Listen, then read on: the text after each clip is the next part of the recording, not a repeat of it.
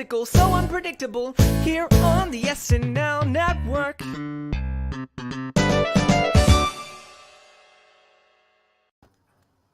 Yes, that is right. Hello, everybody, and welcome to another edition of our patron feedback shows here in the middle of January with some very great patrons to talk about the Will Forte episode. My name is John Schneider from the SNL Network. I'm so thrilled to be here to talk through some SNL social media and answer some questions. These are always some of my favorite shows that we get to do every single week because, we wrap up 1 week of SNL and start looking towards the next. So it's a good way to put a button on everything that we saw from the Will Forte episode and talk about what's to come with Willem Dafoe. And this is the first time all season that we're actually going to start bringing back some of our patrons on the podcast with us, bring them on together so we can have some fun.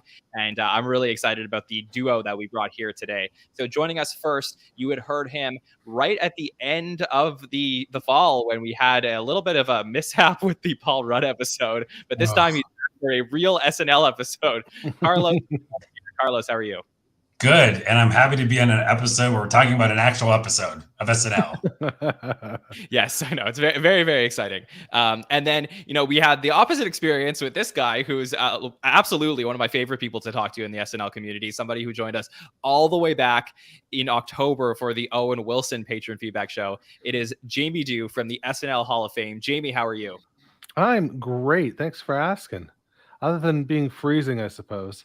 Yes. We were talking before the podcast. We're two Canadians over here up in a cold January, a cold Wednesday in January. It's just, it's crazy, Jamie, but I think things are going to look up sometime soon. I'm looking forward to it. Yeah, absolutely. Okay, so let's get things started on the patron feedback show. If you're joining us live in the chat, we always like to hear from you as this is an interactive show and we want to get your comments as we go. But let's talk about what we saw this week from Will Forte. So we had a very fun hot take show afterwards, getting to talk about it and a really cool roundtable. But now we're going to get into the details of, what is the legacy of that Will Forte episode? How did you guys feel about it? So Carlos, I'll start with you. Where's your head at about what we saw from Will Forte this week? Yeah, I'm kind of split. I think we talked about pre-podcast. You and I both love Will Forte. There's no surprise there. Also, we're kind of fans of that era. Bill Hader, Fred Armisen, just one of my favorite eras of SNL. It was exciting to see him back. I'm split because I don't think the full episode was what I wanted, but at the same time, I love him and I love his energy. I think it was, first off, weird that it's the first time he's been back because he's had so many other things and projects he could have promoted. So you probably already talked about that for a while, but it is weird that it's taken so long. But my overall feeling of the episode is it was kind of both things. It was a little bit of that old era of Bill Hader, Fred Armisen, Will Forte, with the different sketches they did going into that feel. But then also just Weekend Update, like you'd mentioned, just felt like a modern Weekend Update. And a couple of skits didn't really feel like anything, like Gaslight. I don't know what that was. So I'm like you said, kind of conflicted because it was great to see him back, but I don't really know what that episode was. It was kind of like column A and column B. Yeah, and I was talking to the guys, before the podcast, and I was saying, this was absolutely a very difficult episode for me to cover because I love Will Forte and I love, what we got to see from him. But as an objective person who's been, evaluating the entire season week to week, I do have to acknowledge that there were definitely some anomalies with what, this episode was compared to the rest of the season. So Jamie, let me get your thoughts on what we saw this week from Will Forte. Expectations of the hosts aside, I thought it was like a pretty solid episode for the season that we've had. I thought Weekend Update was, while there's no jokes that really stand out for me, I like the fact that we got 2 features, 2.5 features really. Plus, the joke segments were relatively long. They gave them each a couple segments. I thought that was, real solid to anchor the showdown. I wasn't familiar with the musical guest, and I'm still not familiar enough with them to feel comfortable to say their name because that accent really throws me off. But I thought their performances were great. I thought we got a decent 10-to-1 sort of idea. I thought the threesome sketch was great. Yeah, I just think there was a lot of boxes that it ticked for me. You could get under the hood and say there's some technical things that could be better there, but for what the show is at this point, which is 47 years old, using a format that it's used since the very beginning, I think it was a perfectly acceptable episode. Yeah. Look, I think that I had a lot of fun with this episode. I am being fair to it. I had a lot of fun, and I think that this is something that, like, if I wasn't an SNL podcaster, I think potentially I would appreciate a little bit more, because it's something that's different, like, it's like, oh, this is fresh, this is cool. So I did enjoy some of that, but I do want to make mention of something that we put out on social media yesterday, which was something I didn't realize really until a couple days ago. But this episode, in case you're not on social media, was the first episode since episode 2 of the series. So going all the way back to October 18th, 1975, Paul Simon comes in, and by design, this is a very musical episode of the series. So the cast is barely in the show, and this is the first episode since that episode where no current cast member was in more than 2 sketches. We're talking 47 years of the show. So bananas. That is bananas. It's crazy, and like, you could definitely feel it while you were watching it. So the big question we were debating on the roundtable was this by design, kind of like this Paul Simon was, or was it just happenstance? Is this the way things went down? And I kind of settled on it's a little bit of both. But Carlos, what is your opinion on this? Yeah, I would think that it's got to be happenstance. I mean, being a comedy writer myself, and making sketches, it's like, can't even believe something happens when it does. It's like, catching lightning in a bottle. So I don't know. I would think that it's just how the ball rolled or the cookie crumbled or whatever, because it's just so much going on. There's so much writing. There's so much hope that you get your sketch even on. And then, Lauren's there going like, well, I don't think so, and just takes it off the board. So like, I don't know. I think it's happenstance. Yeah. Jamie, what do you think? Oh boy. Yeah, I think I'm with Carlos on this. I think it's happenstance. It was very good fortune. Or if you didn't like it, then I guess bad fortune. Bad fortune. But yeah, I think it just sort of happened that way because the MacGruber runner, didn't have anybody from the current cast in it. Yeah. Which is strange. I mean, in the past, the Ryan Felipe character has been, a myriad of different people. I know. I thought that was a missed opportunity. I think you guys might have mentioned that. Like, that could have been anybody else in the cast. Yes, I would say that for sure. I wonder what the strategic choice was. Like, was this a Will Forte choice to say, hey, I want to do this with Kristen and with Ryan Phillippe so that whatever it is, the synergy between Peacock and the sketch, like the sketch can live outside of SNL a little bit? Or was this, a producer's decision? Was this something that was like, no, we're going to let this live on its own because potentially it'll get higher clicks, higher views if we don't put current cast members in it and it ends up looking like something from, eras past? That's where I start to question about, design or circumstance. Right. Is I think for me, I would say that there was definitely not an intention by Saturday Night Live to not have any cast members appear in more than 2 sketches. In fact, I actually think they intended to have cast members appear in more sketches. They just ended up, things ended up going long. But I do think that there was somewhere down the line, there was a strategic choice to say, hey, the things that are for sure making it in the show are the ones that don't have the current cast in it. And that was interesting. And to that point, I think because I don't know if we mentioned it or on this on the show yet, or you have, but the MacGruber show, by the way, is actually pretty good. I've been watching it. Yeah, and I mean that's literally just advertising, right? They're like brand awareness for our new show. Here's the 3 people you're going to see in the show. So I feel like that's probably the reason. Yeah, for sure. Jamie, what's your history with Will Forte? Like, I know you have a wide depth of knowledge about the entire history of Saturday Night Live. So where, how does Will Forte stand out as a cast member to you? When he first showed up, I was sort of unimpressed. It's almost like Kyle Mooney. Kyle Mooney, I had a very similar run with. At the beginning, I was just sort of unimpressed. I just didn't get the absurdness. And then all of a sudden one day, and I can't tell you what the moment was, something clicked. And it's like, I get it. And it's like, this person is amazing. Like amazing. And that was, I had that reaction with Will Forte, but it was almost, his run was almost done by that time, like like he was getting ready to leave, and I missed out, like I missed out on really appreciating him during his run. Yeah, So, I think that it's a really, sorry, please finish your point. No. Yeah. So that's sort of how I would say I feel.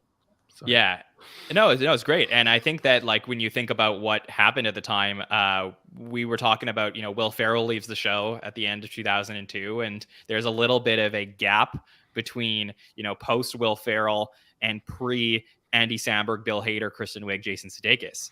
And I wonder if, Forte kind of blending the eras into each other, and then he ends up leaving in 2010 prior to those last few years of Fred Armisen and, Bill and Kristen and Andy, who get all these, huge goodbyes. I just almost feel, Carlos, like Will Forte was a forgotten man in a certain sense. But now, the SNL community certainly does appreciate his contributions to the show. I know. I was going back, looking through the back catalog of all of his, sketches, being a fan of his, but also, to your point, noticing him in a lot of sketches as just like the straight man, or like kind of funny, but not like the main standout person. A sketch where he comes into the office like near the end of the sketch. So I think a lot of times he might have just got hit in that way, unless he was the Falconeer or like a bigger, role. Which, by the way, let me just use this time to say the things that I don't like is I just wish they would have brought back Falconeer. I'm looking at Fart Face, because that sketch is so bad but so funny, and Greg Stig, like the announcer, the sports announcer.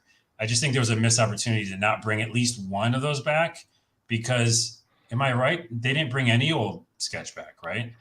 Yeah. Of course they did. The Jack King Clancy. That's right, Jack King Clancy, and and then MacGruber, obviously, but MacGruber, but. Yeah, I don't know. I just felt like those are, again, favorites to me. And I also I put an asterisk here, a note to tell you and tell you, both of you. It's crazy to watch back in those old era, like how long they would let a sketch go, for one thing. Like I saw 7-8 minute sketches, and they were like bad and bombing. And they just, it just seemed like they either didn't care, or I don't know. Do you remember like Farface like just fails? And our memory of it is that it was like this really funny thing, I think. But I listened to it. There's not any laughter. Well, that's the thing about these quote unquote golden eras of the show, right? Like you can go into any episode in any era of the show and you can find ones that don't hit. But overall, when you look at like the, this is something I talked to Jamie about on the Hall of Fame podcast. But when you look at, batting averages, the average is much higher for the people, these golden eras where you have these just incredible cast members doing something memorable every single weekend. So if Fart Face bombs, there's something else there that really hits. You agree, Jamie? Yeah, I would say so. I would absolutely agree that the sum was greater than the parts, right? Like, I mean, it just was a dynamite show all around. Nothing could bring it down.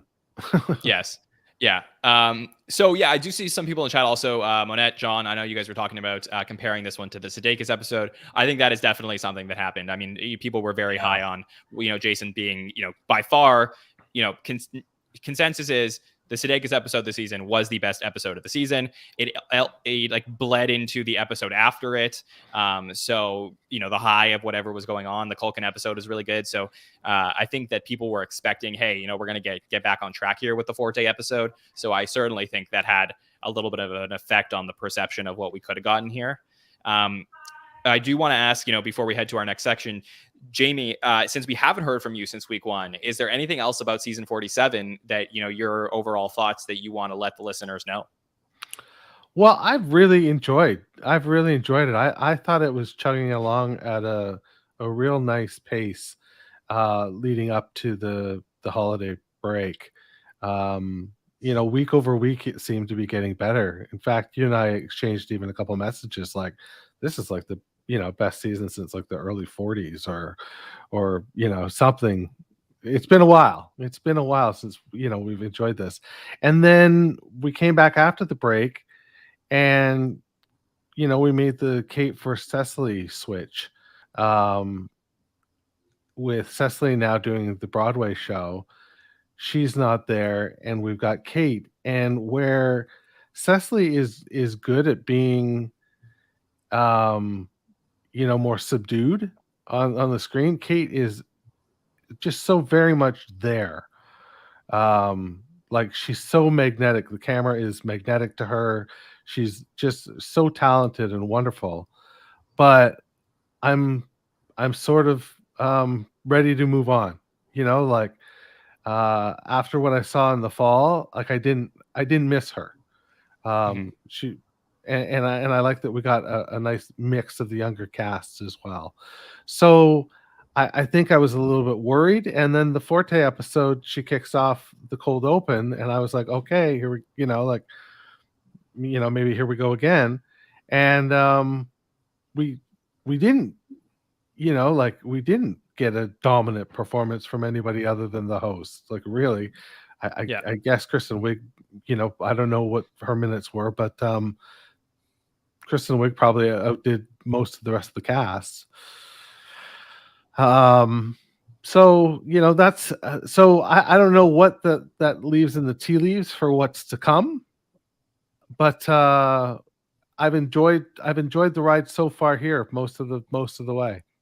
Yeah, and just for people who are curious, we are going to be posting. We do post our screen time up on social media on Thursdays, usually on our Instagram page. And Kristen Wiig was in about 5 minutes and 51 seconds of screen time. All credit to Mike Murray, who does all this stuff, which I believe was ahead of everybody except for Colin and Michael, really. Oh, right. So, okay, of course. Right. Yeah, and then the musical guest and Will. So yeah, I think you're right, Jamie. It's just really crazy.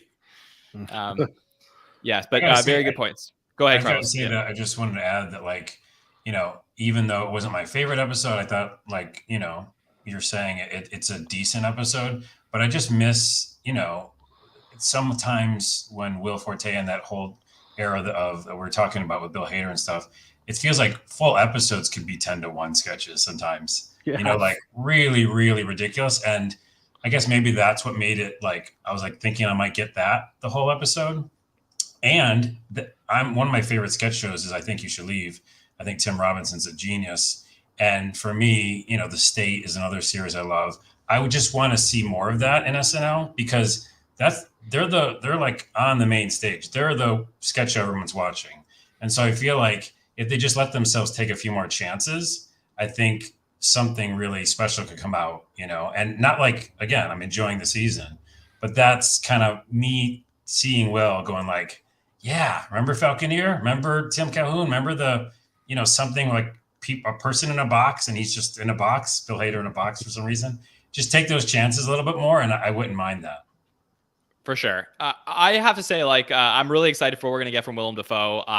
We'll talk about it as we get to the end of the patron feedback show, our thoughts about this upcoming episode. But I am concerned a little bit with the Olympic break, again, halting momentum. So, I think we're going to have some gems in this, final 9. But I'm a little bit concerned with the overall format of the rest of the season. I know it's not NBC's fault with them having to take that month off, but certainly could affect whatever we get to see this week. So let's start with social media, and then we'll get into our feedback questions. We had some really good questions this week. So we're going to do something different. So if you're watching us on YouTube, this is going to be fun because you can actually see our social media this week. We have a new feature on StreamYard where we can bring up the social media. So we're going to put this up on screen for everybody to see. Whoa. And so there you go. Okay. Maybe this isn't the tweets that you wanted to start with, but this is what we're going to do. We're going to talk about what we saw. And Carlos and Jamie, I'd love to get your opinions as we go, but we'll start with Candace Owens, who was played by Ega Wodem in the cold open. She says, "Hey, at MVC SNL, Not sure who this woman is you have playing me, but I am much better looking than this, crying emoji. Next time, just reach out and I'll play myself. The way the skit will actually be funny, and America might even tune in to see the show again. Hashtag Saturday Night Live. Ugh, another one. So, Carlos, thoughts? Yeah, I love Chris's reply. Well, should I read that first? Should I make everything better? And literally, he like is in his own voice. Yes. So let me respond with @RedSaidIt on Twitter. Chris Red says, "But you're not though, on looks or funny. You cornball, laugh my ass off." Yeah, and then there's a follow up after that. I think I don't know if you have the graphic for that too, but I do. All right, let's here we go. So let me read out the whole thread. Okay. Yeah. Chris continues and says, say something that's actually true, Candace. Something like, this can't be me. I have the energy of a person who everybody ignores in group chats and at family events. Also, at Eggy_boom, Ego Wodem says, I love y'all, !! For the record, my name is Ego, or she spells it ego. I can't be bullied. So love the responses here. So Carlos, let me head it over to you. Yeah, I love the responses. And I love the fact that they, again, were brave and just were like, no, we're just going to reply to you and say, no, you don't get to say this, because, there's another way, take the higher road and don't talk about it. But I like that they did. Also, because they made it funny, because Chris Red's amazing. I just think that, for one thing, Ego is beautiful. So I don't know what that other woman's talking about. Like, she's stunning. So she's just wrong in every way. Actually, that's my reply. For sure. The woman's just wrong in every way. Absolutely. Jamie, thoughts? I mean, the red responses are funny as hell. I don't know what the difference in follower count between Red and Ego is, but look at that like difference. Oh, yeah, 12,000. Four times the number of likes, or 3.5 times the number of likes on hers, and I just think that's great. Yeah, for sure. People coming to have her back. They have about the same amount of followers on Twitter, but obviously people coming to Ego's defense here. This is just crazy. I mean, this has been going on for a few years now, but I think that these people know, including like the Candace Owens and the Trumps of the world and stuff like that, they know that if they start responding and pitting SNL against them, that they'll get more attention from this. So I think there is some strategy here. I think it's dumb as hell. I think it's like, obviously they're going to continue to make fun of you and rip you if you do stuff like this. So, but I just think it's so crazy. And to that point, they've been doing this for 47 years. This is not a new thing. Like, politicians, anyone's on the table to be made fun of on that show. So yes, I love how the response whenever one of these politicians gets offended is, oh, like, maybe if you did this, the show would go back to when it was funny. But like they've been like, they're doing nothing different than they've done for 47 years. Like they still made fun of Republicans 47 years ago. Yeah, don't know. So this is crazy to me. Okay, guys, you want more people coming back at SNL. So did you see this? Laura Ingraham does an impression of Kate McKinnon. First off, did either of you see this? I didn't see it because also I'm not a watcher of that channel. But no, okay. I've not seen it. I saw the reports, but did not see the actual clip. No. Okay. So we know how Kate does Laura Ingraham. So you want to hear Laura Ingraham do Kate? Okay, I got this for everybody. Here. Oh, nice. Now, there's a reason I like Kate McKinnon. I have so much respect for her as a talent.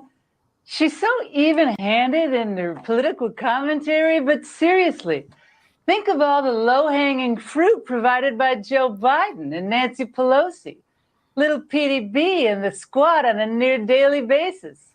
I mean, I think this is kind of comedy gold, don't you? I'm sick. Oh, wow. I have like a stomach. Jamie, who does a better? Does Laura Ingraham do a better Kate McKinnon doing Laura Ingraham, or does Kate McKinnon do a better Laura Ingraham? Oh, it's just so pathetic that she's even doing this. This is somebody who's when I was growing up, the news anchor person was a highly coveted, very respected role. Yes, And preach. they didn't jerk around with stuff like this. Like again, like Carlos said earlier, like anybody is on the table. Yeah. You know, you're going to be made fun of, but you didn't see Tom Brokaw coming out doing Dana Carvey doing Tom Brokaw, you know? I know my journalism teacher like would be rolling around in his grave, you know, if he like knew about this kind of stuff, you know.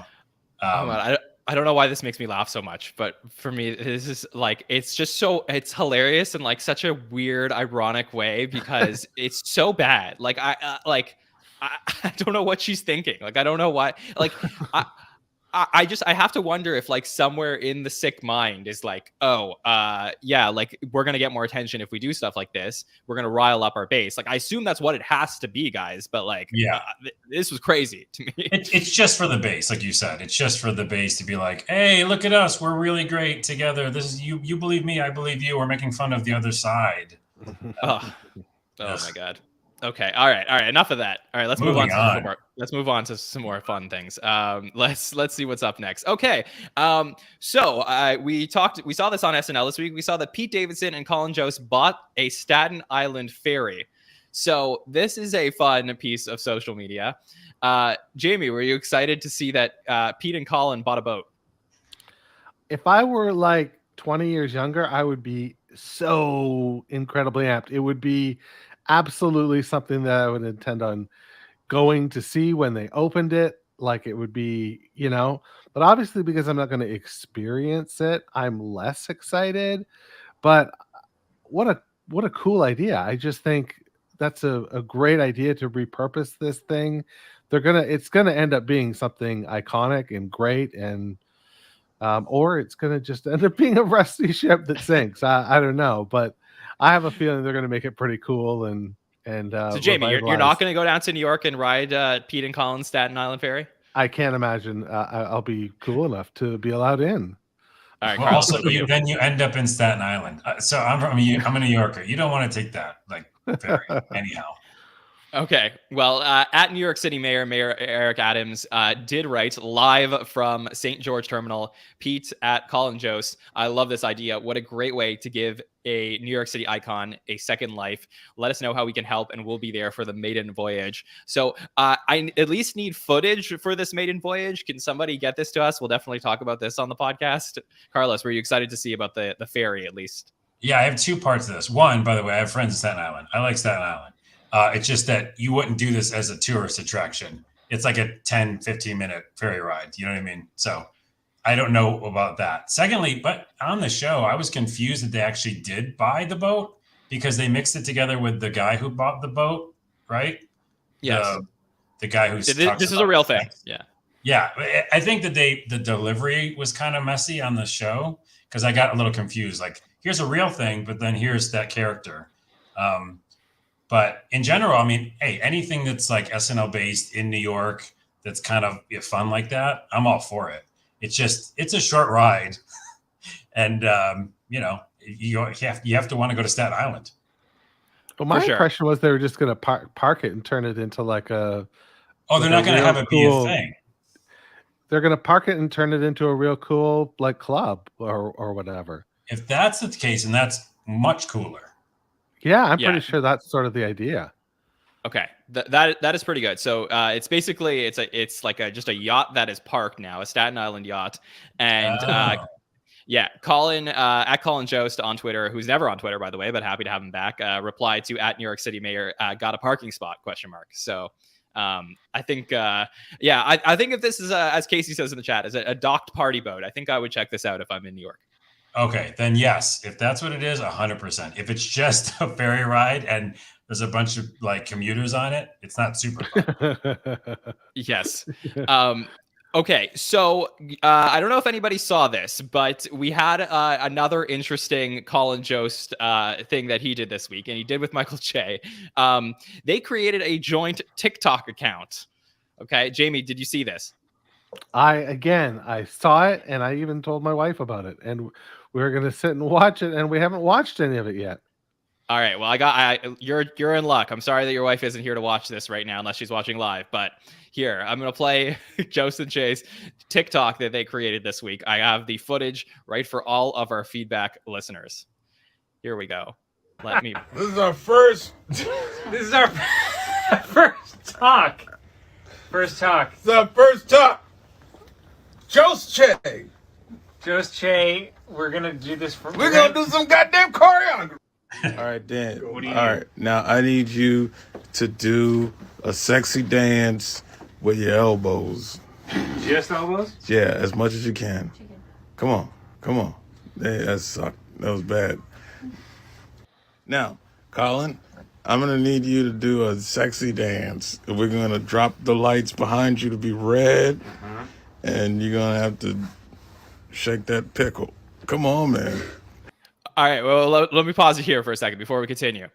Okay, Carlos. I don't. You said you've seen this already, right? So I don't want to spoil. Okay, so Jamie, let me ask you. I'm going to ask you, since you haven't seen this, do you think Colin Jost shakes his pickle or not? Oh my. I wouldn't. I would say no. Okay. All right. I would say you were right. Okay. And here is the answer to that. Come on, Colin. Look, Colin, I need you to do that. Like, do this. Ready? Look at it, Colin. Look at the thing. Can't see. No one's It's the showing it. red video. You gotta, Just produce this better, you guys. gotta show that dick, baby. Come on, in the red light. Colin, we gotta go viral, Showing man. me it. Oh, okay. Yeah, show that. Yeah, you see that? We're gonna play the music where you could do it. So you gotta act regular, and then we stop it, and then you come back into you, and you flopping. So, like, what's one impression you want me to do?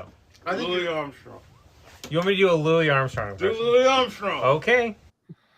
No, don't do a Louis Armstrong. No. Also, because I watch all that in real time because I'm on TikTok all the time. And one thing that's weird about it is, well, first, Shay is drunk, obviously. Yes, definitely. Yes. Secondly, they never actually do any like actual bits. It's all just getting ready. And thirdly, it's deleted. Everything. Oh, we got it. So no, you saved it, but I'm saying like I followed them and all their videos are now deleted. okay. Yeah, I guess they didn't want the evidence of Che trying to convince Jost to shake his pickle. Yeah. So we got this. That's an exclusive for this show then, because they're gone, those videos. Yes. Absolutely hilarious. Jamie, since this was your first view, what were your thoughts on what we got to see from drunk Che and Jost? I would, if they had like a weird pay-per-view kind of thing, I would probably pay money to see that. Like, I just think those two have such great chemistry. Really enjoy them. And by a pay-per-view, you mean pickle view? Oh, paper pickle view. Pickle view. All right. Okay. Yeah. No, I would like to see more of this. So please give us more drunk Jost and Che. Go ahead. Quick caveat to that, Jost Che. It's called Jost, Jostche. You can follow them, but there's no videos. And the account says it's managed by Elliot Higgins. Okay. Who's that? I assume another member of the Royal Higgins family. Right. So that was a little other extra mystery to it. All right, we'll have to solve the mystery at some point. Okay, let's wrap up our social media segment. We got a couple more. Okay, are either of you First Take fans here, Carlos, Jamie? I know of it. Yeah, I know of it. Yes. So something that most of the podcast listeners don't know about me, I have not missed an episode of First Take since 2016. I'm pretty sure. Crap. Wow. Yeah. So this is my my morning. I don't always watch it live. I usually catch the podcast or I binge through the clips on YouTube. But I'm a big Stephen A. Fan. He just absolutely hilarious to me. This was a cut sketch that didn't make the show where we had Chris Redd playing Stephen A. Smith and Kenan Thompson playing Michael Irvin. Chloe Feynman played Molly Karam, the host of the show, and we had Will Forte in this as well. But I'm glad that they put this one online because Stephen A. has a big following, and Stephen A. Smith says, "Ha!" ! OMG! This is hilarious, especially the parts spoofing Michael Irvin. Hysterical! Guys, my only caveat to this is Jay Farrow back in the day used to do a killer Stephen A. Smith, and I did miss that one a little bit. Yeah, I liked seeing this. I saw it online, like you said. It's on SNL YouTube right now, and I think it's a little long, the sketch, but it is. I watched that show before. I've watched both of them, Stephen and Michael Irvin, and they do argue like about everything. So I thought it was funny that the sketch is really them arguing over like a non-issue. And I think Will Forte's like appearance is really good. So yeah, it's cool to see Stephen see it and like it. Yes, for sure. I've always wanted there to be some type of SNL style first take style like show out there. So something to think about down the road. I always wanted to get that. We do have a lot of debates on the podcast, but the format that they use here definitely works. So something interesting. Okay, let's see what's next up on social media. Oh, okay. Did either of you get to catch James Austin Johnson for the first time on Late Night with Seth Meyers the other night? I do, and I have a thought if you would like to hear it. Please tell us. Yeah, I talked last time you and I talked on this show about James Austin Johnson and me not, wanting more of the Trump character, even though he does a very good job of it. But on that show with Seth, he talked about how he took Trump's mannerisms and stuff, and he's so good at it. And as for a stand-up and stuff like that, he would actually make it more about something different, esoteric, like Trump talking about how to kill the dragon and talking to a bunch of the wizards and knights on how to kill the dragon. I thought that was such a better take on like the idea of him doing Trump. I just wish he would bring that to the show. Do you remember that part in the interview? Yeah. Yes, that is true. Yes, I agree. So that's a very specific niche reply. But I also, just like watching him talk to Seth. But yeah. Yeah, Jamie, I mean, he did a really good discussion about how the Trump impression developed through the decades. And it was, I'm really happy for him. It's always great to see first-year cast members get to go on these late night shows. Oh boy. Yeah. I didn't see this one, but I will search it out afterwards. I think that you're right. Like this is what you dream of. And for you to make it first as a featured player and then to be invited to speak about what you do for a living to somebody, that's got to be so exciting. And he seems really earnest and great. Yeah, definitely. So here's a tweet we get from James Austin Johnson's father, Michael T. Johnson. Michael T. Austin Johnson comes in, says, who wore it better? And we get to see that they're both wearing, I don't know if it's the same suit or it's a checkered suit. Probably not the exact same, but very similar suits that JJ wore on Late Night with Seth Meyers and Michael T. Johnson wore. So really, really cute. And we get to see that at Shrimp JJ writes, I hope you like me are watching Seth Meyers tonight where I am a guest on Seth Meyers. And his father says, you killed it, son. As you noted, I am up way past my bedtime, but I wouldn't have missed this. I should also admit that I'm really jealous of that great looking suit you had on. So, yeah, we get to some nice social media after all the earlier stuff. Yeah, I saw the hatred and vitriol. Also, he was like, he told some great stories about Lauren and how he got hired. So I would recommend people go check it out. 100%. Yeah, really just, it was a big topic for the first few episodes of the season, obviously JJ's rise, and there's been a lot of stuff we talked about since then, but still have to say great first season for James Austin Johnson, so really cool. Okay. We got to see Taran Killam. He's getting pretty much involved every single week on social media talking about Saturday Night Live, so it's wonderful to see Taran back in the SNL community. He says when SNL posted a photo of Will at the table read, he said, I haven't been this excited for an episode since Eddie Murphy hosted, #Forte Night Live. He also live tweeted the show on Saturday. He said that was such an impressive cold open.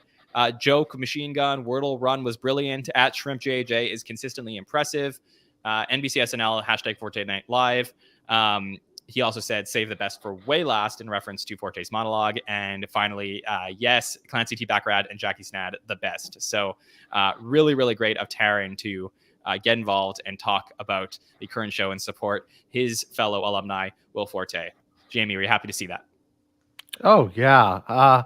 Taran Killam was not somebody that I was a big big fan of again at the time, but it came to appreciate him later on.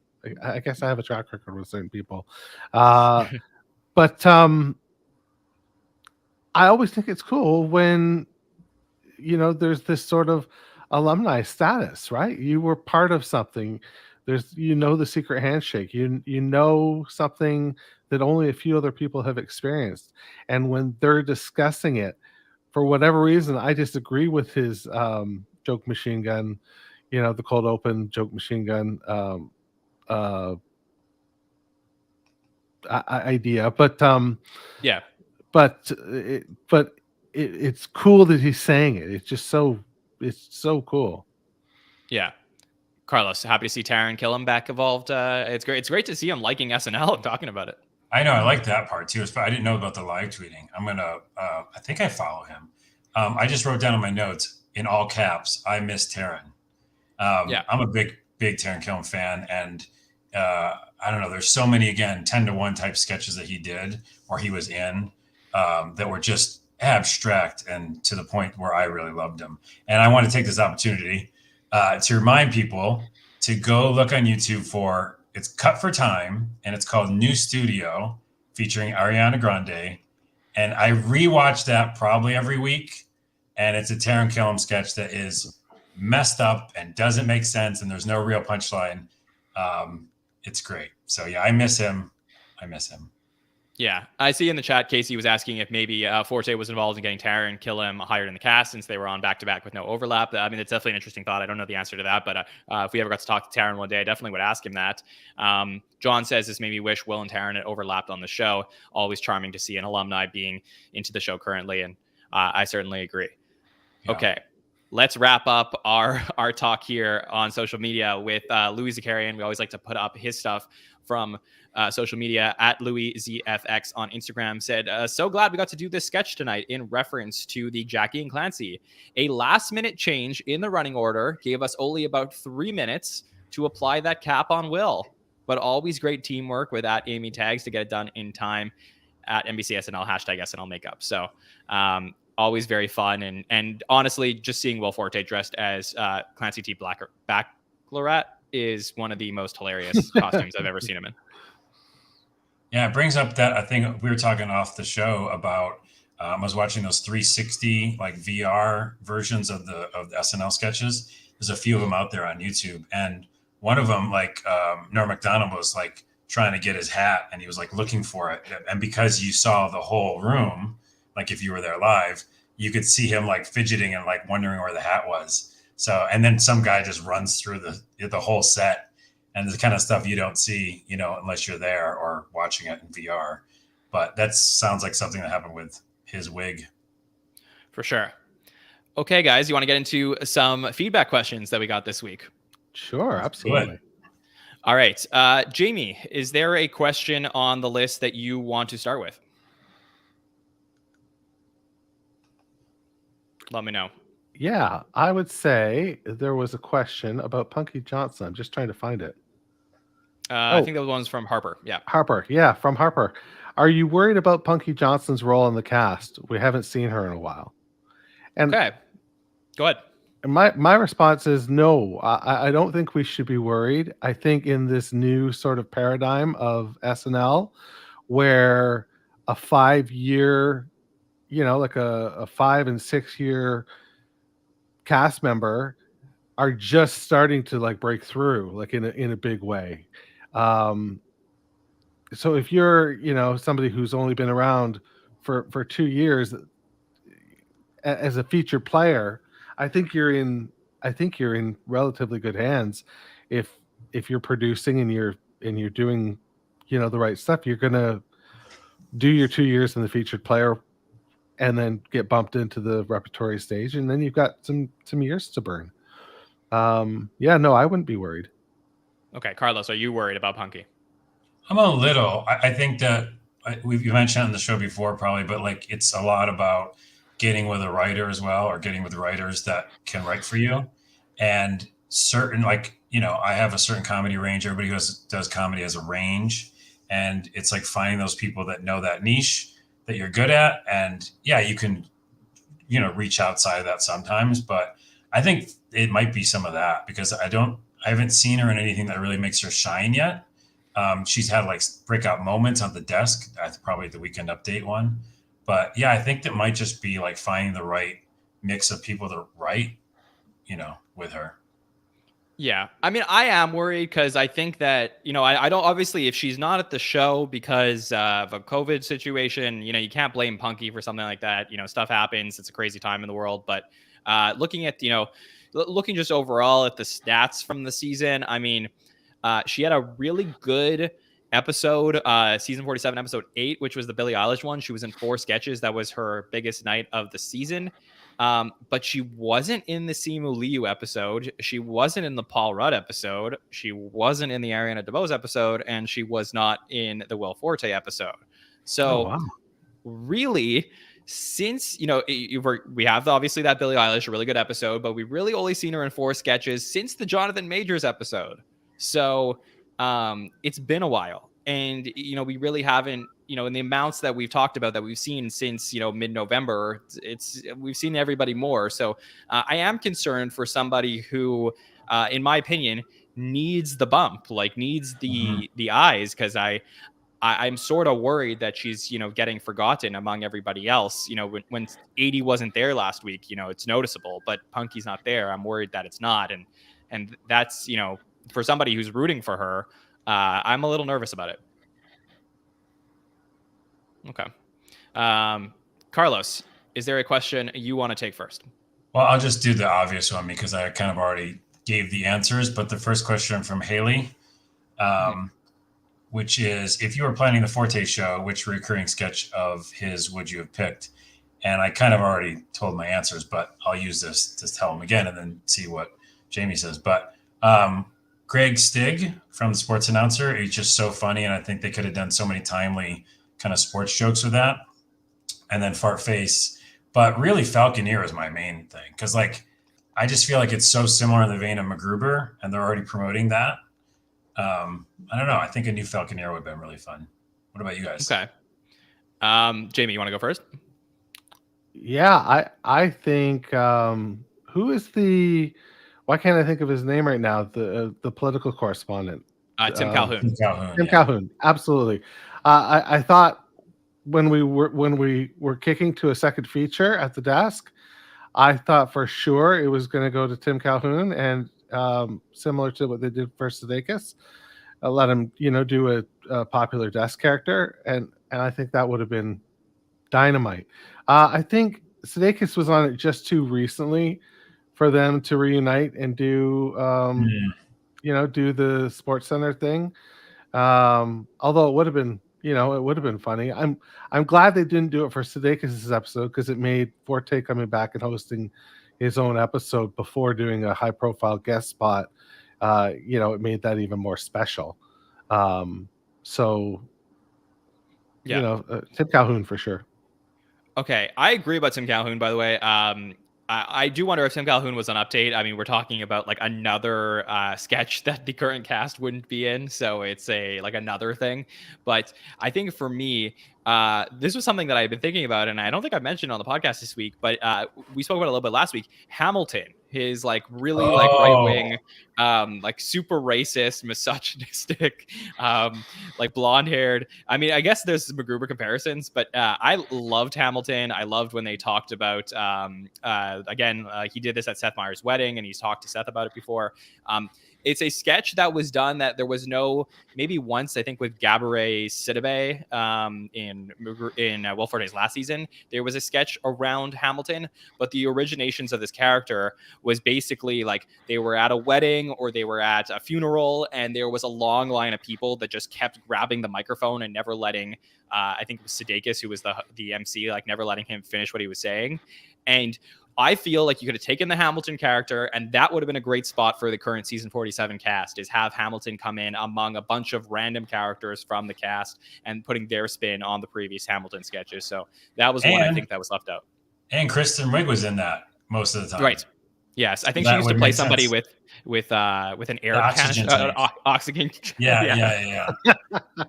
No, that's a great example. By the way, besides him, I also remembered the dancing coach guy. Oh yeah, well of course, yeah. That's my all-time favorite sketch. So It's amazing. Yeah. Yes. So that was one that I felt like we missed. Obviously, people, other people said Jeff Montgomery too, but I think like SNL is not the biggest fan of that. That's more of a fan community thing. Okay.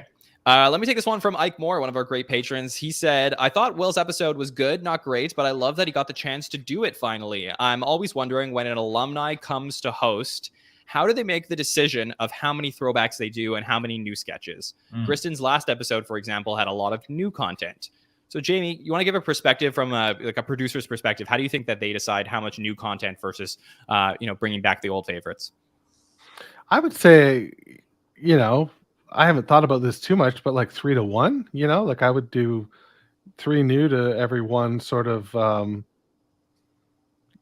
if I was doing a 12 sketch show, I have 3 shows or 3 sketches that were sort of paying homage to previous casts or a previous era. I wouldn't want to stick too much in that era. Again, to give the regular cast a chance to shine and to put different spins on new things. Okay, I like this, the 25% rule. So, or potentially, or the 33% rule, whatever it is. Okay, Carlos, what are your thoughts from a producer's perspective? Is there a ratio like Jamie said, or do you have a different, thought about how you would do this if you were a producer?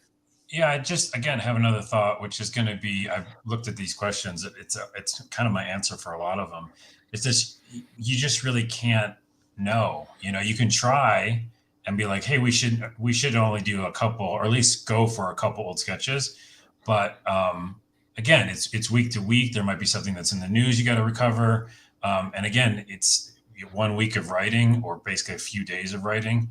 So I think it's more organic than that. You can try and go, yeah, we should probably definitely do Falconeer or whatever, Hamilton. But I don't know. I think it just kind of comes up like from what you're writing. Yeah, I think that my perspective is it's generally the way SNL looks at this is if it's the first time that the cast member comes back, and like Mike Myers comes back, like, we're going to see Mike Myers and Dana Carvey sketches, obviously. The Wayne's World is going to be there. I think if you see Forte come back for the first time as a host, you're going to see a couple things from Forte. But like in the examples, like, Kristen and Tina, Chevy, eventually, like people who started coming back like multiple times as hosts, I think eventually they kind of get tired of doing the old things over and over again. And they're like, maybe I'll do one thing, but the rest I want to be new. And I think that's where, what we start seeing with somebody like Kristen Wiig is she's just like, I've done these sketches so many times, maybe, right. I don't know. So I don't know that there's a hard and fast rule about it, but I would have to think that as a rule of thumb, if it's the first time we've seen somebody in a long time, I would expect more of the greatest hits to roll out. Yeah, that makes sense. Like fan service for the people, because this is sort of first time to seeing them back host. I remember Eddie Murphy, which was, a crazy episode. I don't know if we ever talked about it or I talked about it with you, but there's some really great sketches on there. And then there's, again, a lot of his older ones. And I didn't necessarily want to see them. Like, I don't know if they like. Speak for yourself. Oh, really? Oh, sorry. I'll just leave. I'll see myself out. But we waited way too long to see those. Yeah. Okay. It was a long time for him to come back out. But anyways, we'll leave that for another show.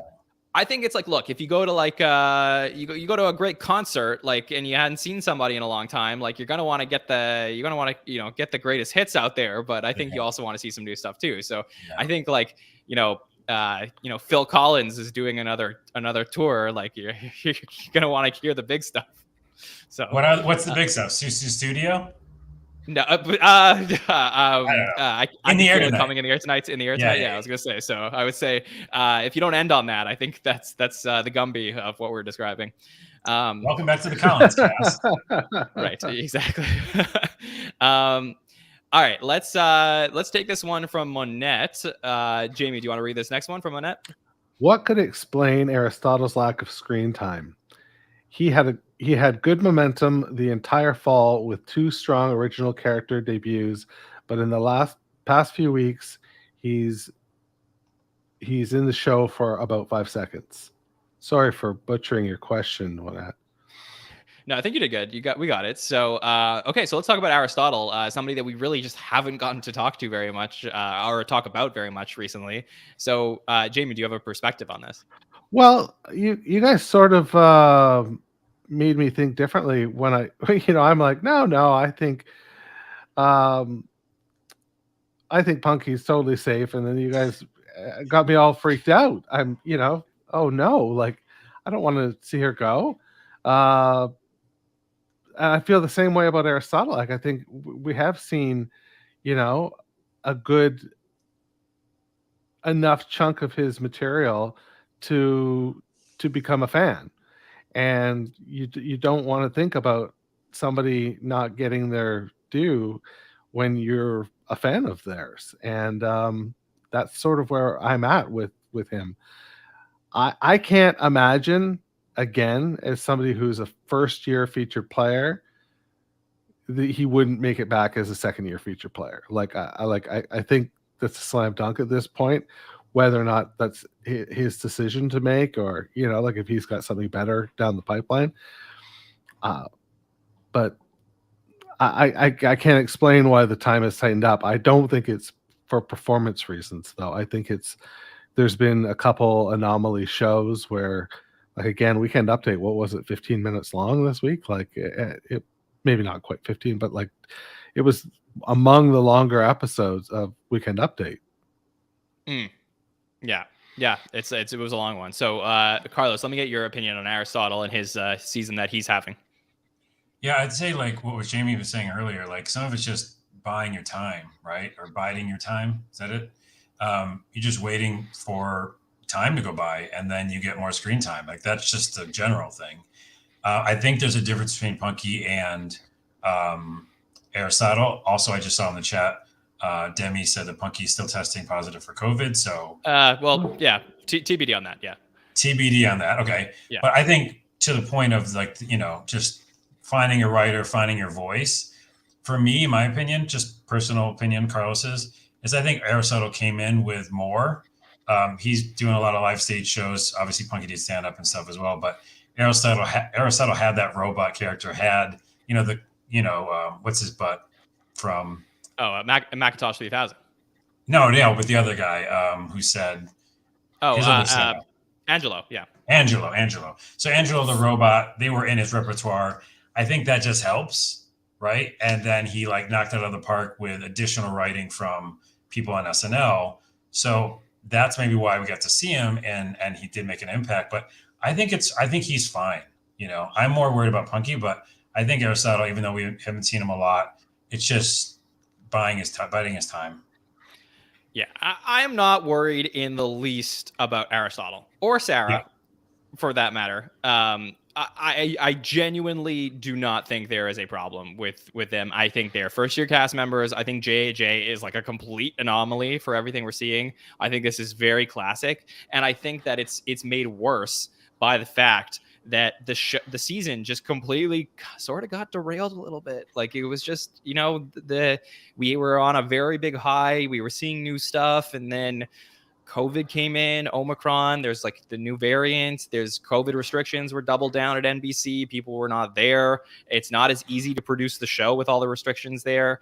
It's not as easy to write. So I think that, all these things are very difficult for first year cast members. I mean, I remember hearing last season about how difficult it is for the new cast members because they literally never got to go to an after party because there was no after parties being had during COVID times. So yeah, I just think that it's like, what's happening now is wait and see with Aristotle. I think that he's going to have a very good second half. And I think let's go into this next question from Blood Meridian, who says, with Sarah surprisingly having a solid debut season, JJ being the reliable impressionist, where do you think Aristotle can fit, especially with how he's seemingly struggling for airtime despite killing it with the audience in both showcases? Do you believe there will be a massive exodus by the season's end as we're witnessing the phasing out of the female vets in particular? So let's take that one at a time. So let's just finish the Aristotle talk. In my opinion, on Aristotle, I think he's going to get his chances. I think the show really likes him. I think he brings something that isn't there. And I think that we just have to start. The hope that I'm looking for, Blood Meridian and Monette, is like or this is what we have to watch for, is like the regular family in a home slice of life sketches. Does Aristotle start to get cast in those sketches? So he's Right. not necessarily playing directly a character that's on Weekend Update or a previous character we saw just for laughs, but is he starting to play the brother of so-and-so in a family, or the weird neighbor, whatever it is? I think once you start seeing things like that, that's when I feel, okay, we're in a good spot here. Yeah, that's a great point, because like you can have a standout character, but then if you're part of the cast, you just happen to be in some great sketches because you're there. You're a part of this thing that's happening, right? Like this great moment or someone breaks. But if you're not even in them, like, we talked about, I think, like Sarah and stuff like that, just seeing her in a sketch even at all, even though that she was in that manger thing, but not even used, I think, correctly. But yeah, I think him getting more screen time is really important. Yeah. I just want to see, like, in the same way that I've been arguing that I want to see J on Weekend Update, like, I just want to see, like Jamie, we talk about this all the time with sports, right? Like, I want to see the baseball player, like, okay, yeah, we've seen you've been able to hit some home runs. Like, can you hit some doubles too? Like, we want to see you be able to, like, hit around the field. And I think that's what you want to see from your first year cast members, is can they do a bunch of different things? Yeah. But I also think we need to remember that, you've got a 15-member repertory cast. So to be a featured player, you might not be in every episode, that's how it is sometimes. Even when you are amazing. So I think we need to temper expectations a little bit too. We've only seen people be featured players for about 2 years max at this point. It's not like Al Franken back in the day where he was, well, it was featuring Al Franken, I suppose, but he was like 9 times or something like that, 9 years. Yeah. Well, I mean, even just looking at it now, I mean, I know it's a light workload for Aristotle in general, but I mean, he missed the Kieran Culkin episode and the Paul Rudd episode. Otherwise, he's had a role in every single episode. So we'll see as we move forward. Okay.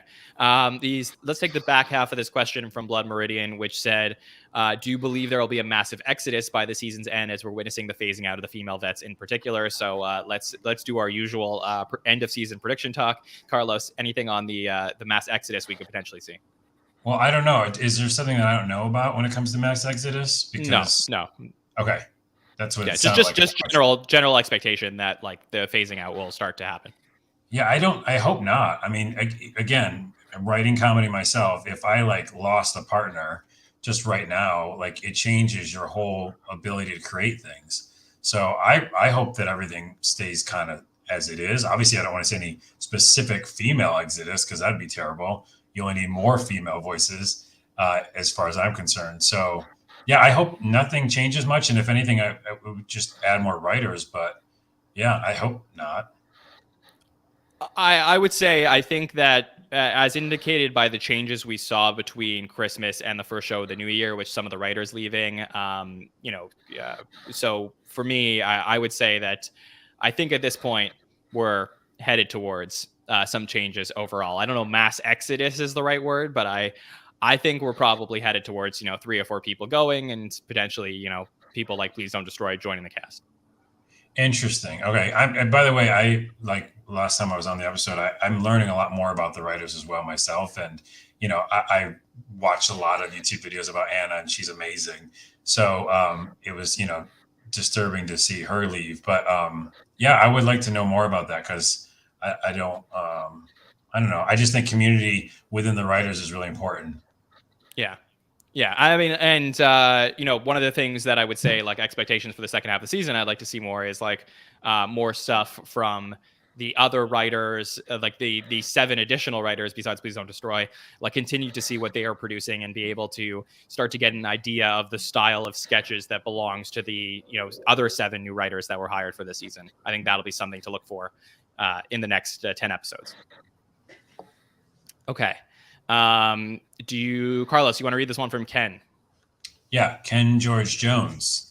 Do you think SNL is more likely to produce better material with a host who comes up with fewer fan expectations, like Kieran Culkin, than for a host a lot of people expect big things of, like Will Forte or Willem Dafoe.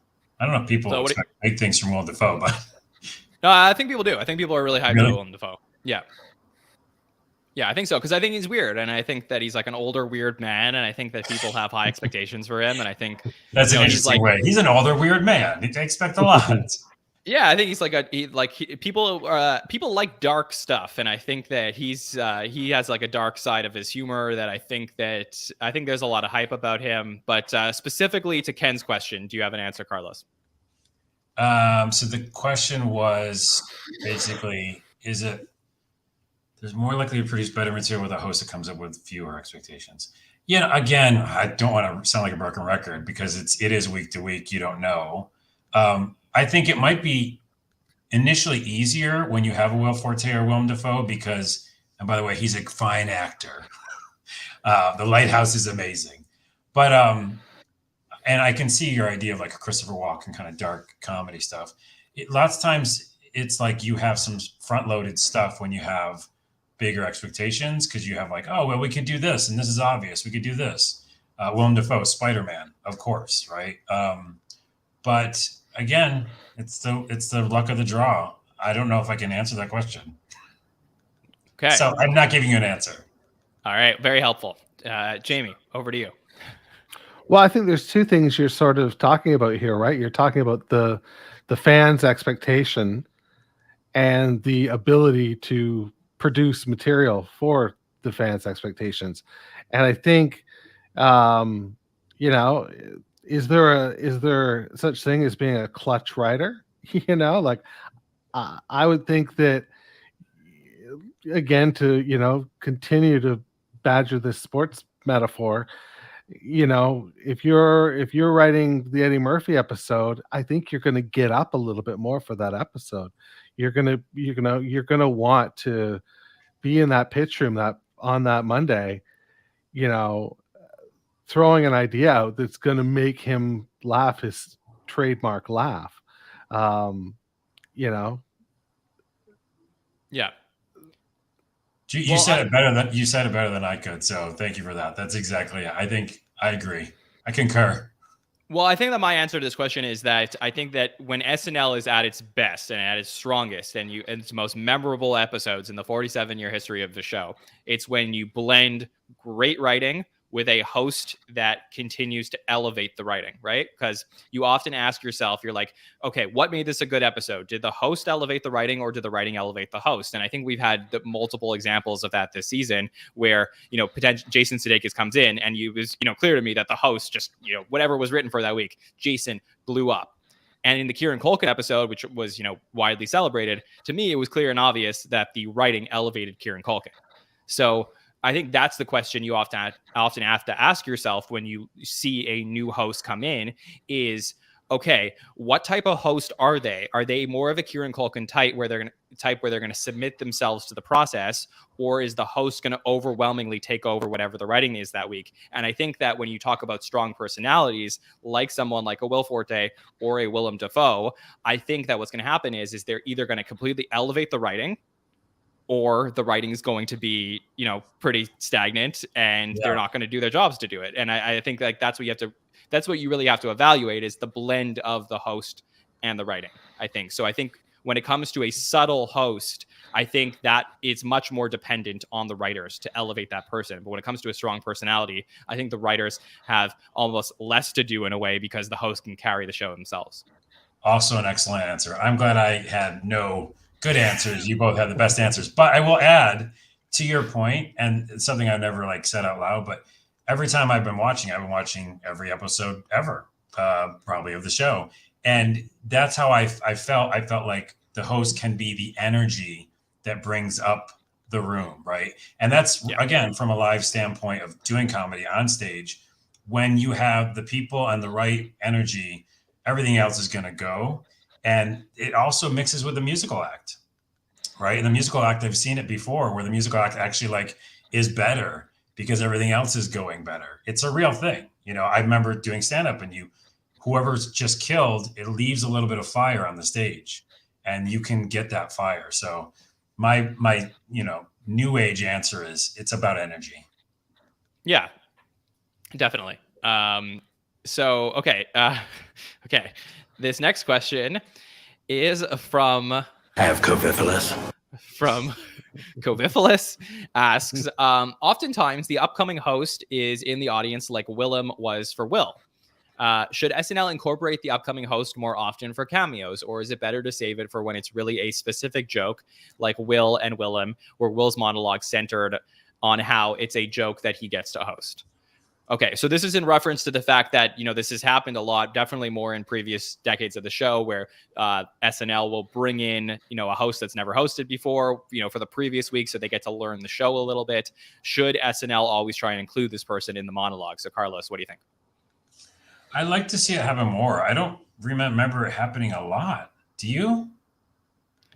This definitely did happen, but it happened earlier on in the eras of the show. It doesn't happen very much anymore. Yeah, in the recent years, I haven't. I liked it. Like I liked it when I saw it, and it felt like unexpected. And I like anything unexpected, especially like like we mentioned earlier, like a show's been doing it for so long. I like it, and I want to see more of it. I think that's my answer. Okay, Jamie, what about you? I think that it was really special. Like I thought it felt special. And it felt same with Lauren. Like, you don't see Lauren that often anymore, but when you do see him, it's kind of a special, fun moment. And I enjoyed that aspect of it. I wouldn't want that to be, overused, I suppose. So I'm pleased that we saw it, but I wouldn't want to see it, Yeah, regularly I think for sure. And I think that the best part about something like this is it's a complete subversion of your expectations, right? Because you always think to yourself when you're watching an episode, you're like, who else could potentially be in the building? What friends of the host could be there? But you never think to yourself, what if the next host was there? Because they're coming in next week, right? So you would never think they would be there. So when they show up, it is the biggest surprise of all surprises. And I think that's what makes this so great. So I think you can't do it too often, but when you do it, it really hits like it did with Will and Willem. So yep. Really like that. Really like seeing Willem Dafoe? Love that. Okay. We got one more question here. This is from our friend Jeremy Boulard. Jeremy asks, any cameo expectations for Willem Dafoe? So we've been talking so much about cameos for Will Forte's episode. I haven't seen any talk about, cameos for the Willem Dafoe episode. So, Jamie, I'll start with you on this one. Any thoughts on potential cameos we can get this week? Well, what is he promoting specifically? Like at this point, he's promoting Spider-Man No Way Home. So non-spoiler version of the Spider-Man for anybody who's listening and hasn't watched the show. I mean, he's somewhat involved in Spider-Man. He's been involved in the Spider-Man franchise for a very long time, and he ends up somehow being involved in the most recent one, which was the biggest movie throughout the holidays. So what I would say to that, and that's what I thought was the case. I would be like, is anybody on the table from that movie? You'd have to think that people like Tom Holland and Zendaya, SNL would want them to be there. But I mean, this has been in the talks for a long time, Carlos, about them potentially hosting the show, either one of them, and they haven't bitten either by offer or whatever SNL hasn't chosen. I could really see Tom Holland and Zendaya because they're dating, right? Yeah, they're dating. Yeah. So I could see them in the audience and they do an audience bit. Like I really could see that. Like, hey, any questions from the audience? They're there. The crowd loses their mind, but not like I don't see them in a sketch. And also, it's a lot of work to be there the whole week, or at least a few days to get the sketch show. But I definitely see. I'd be really excited. It'd be Tom and Zendaya in the audience taking a question. That'd be fun. Yeah. Yeah, it would be fun. I do see Monette says that Tom Holland's in the UK, Zendaya's not in New York City. So I mean, TBD and stuff like that, logistical things. I know there's talk about a big snowstorm in New York City. So I mean, could that prevent potentially cameos? John in the chat says there's a movie he's in called Nightmare Alley as well. That's going to be streaming. So. I mean, other people to potentially look for from a Spider-Man franchise perspective are people like Tobey Maguire and Andrew Garfield, previous Spider-Mans to the franchise. So, who could be friends of the show. So, Casey had mentioned that. So, would be interesting to see what we could potentially get from some type. There's been a lot of Marvel connections all season. So, Yeah, it could be fun, but this is the type of episode that I don't think needs cameos. I want to see, in the vein of Carlos mentioned Christopher Walken, I think John Malkovich we talked about, in the vein of that type of host. Those hosts are always really fun, and we don't get them very often. So I think it would be really cool to see some like dark stuff from him carrying some of these sketches. Okay, so to that point, just hear me out. It's not going to happen, but just hear me out. A Lighthouse sketch based on the movie Lighthouse, and Robert Pattinson makes a guest appearance, and he is promoting Batman. Like, not out now, but like, okay, he wants to get back in the perspective of the public figures, blah blah. Do you think SNL would promote a DC movie while a Marvel host is there? No, but in my mind, I see a Lighthouse sketch with him in it, and it would be amazing, and it would be dark. Yes, for sure. Okay, Jamie, any other predictions or expectations for this week with Willem Dafoe? I'm looking forward to another good episode. I think, again, they're on a roll. It's really terrible, like you mentioned, that they're off after this until what, like the 26th of February or something like that? Yeah, exactly. That's just such a long time to be without, Yeah, but you know what you can watch between now and then is Chris Kattan is going to be on Celebrity Big Brother. Just announced. Oh, really? Yes. So breaking news. Yeah. We haven't mentioned him much, but I love him to death, and he has a YouTube channel he restarted. Have you talked about it on the show? I don't think we talked about it on the show now. Oh, it's really good. Like, he makes his own little sketches at home, and they're like really funny. He's been doing a lot of videos with Pauly Shore, as well, because Pauly has his own YouTube channel. But I actually like him even more now. If you watch his new sketches, it's all really like clumsy and weird, and he's really funnier, I think. So it'll be interesting. I think he's doing that to maybe promote his brand. Okay. Yes. Very, very funny. I mean, there's a lot of predictions tonight about which SNL former cast member will be on Celebrity Big Brother. So that is a very fun one. Okay. So Carlos, Jamie, so much fun to talk to you guys about the Will Forte episode and preview Willem Dafoe. Really great to get to catch up with the two of you. So for everything else that's coming up on the SNL Network this week, so obviously some great coverage of the Will Forte episode. If you happen to miss either of our hot take shows or the roundtables, definitely go back and check those out. Tomorrow night, we have one more Hollywood dish as we get ready for the Willem Dafoe episode. And, Nicole and Rebecca will be back to talk about the stories that are happening this week to get you prepared for what SNL might talk about this weekend on the Willem Dafoe and Katy Perry episode. And of course, we will be back on Saturday night right after the episode to talk through everything immediately. Those are really, fun opportunities to stay up late and talk about the sketches with us. And, I've often seen these guys in the chat with us as we go through things in the hot take show. So really fun times. Yeah. So great to get to interact with everybody on those shows. Carlos, where can people reach out to you and check out all of the wonderful sketches that you get to produce? Yeah, if you're watching in the video version, you can see right here. I'm on the TikToks. I live on TikTok, and not just because for trends. I just make sketch comedy on there, and there's a lot of great sketch comedy on there. So at Carlos Rodela, Rodela, check me out on the TikToks. For sure. And Jamie, so wonderful to get to talk to you. I cannot speak highly enough about the work that you are doing over at the SNL Hall of Fame. It is such a great companion piece to our coverage, in my opinion, where you get to enjoy the modern day SNL to get to talk about it, and you get to revisit history as people get nominated for the Hall of Fame. So please tell the listeners where they can check out your coverage. The best place to go is snlhof.com. Or Twitter at SNLHOF. And if you want to catch up on the show, the current episode this week is featuring John doing or talking about the Lonely Island. Yes, for sure. And if you listen to that episode, I tell you why the Lonely Island is a shoo-in for the SNL Hall of Fame. There is no questions why you have to vote for them. So looking forward to listening to the rest of the shows and the rest of the nominees, and voting will be in April, right? Right, Jamie? That's right. Voting will open up April 25th and we'll run through May 20th. And then on the 23rd, we'll be able to announce the first class of the Hall of Fame. Yeah, really, really fun. So looking forward to seeing who gets into the Hall of Fame as we head towards the end of season 47. Okay, so I want to just thank everybody for joining us in the chat for the patron feedback show. Always really appreciate everybody who hangs out with us all week long. We will see you next time, everybody. For Carlos, Jamie, and John Schneider here. I forgot to give plugs, so I'll say also for myself, you check me out, John Schneider 24. You can find the podcast at the SNL Network, Facebook, Twitter, TikTok, Instagram, YouTube, and any other podcatchers you listen to. Please subscribe and review. Okay, so once again, for everybody in the chat, Carlos, Jamie, and myself, John Schneider, we will see you next time, everybody. Have a good one.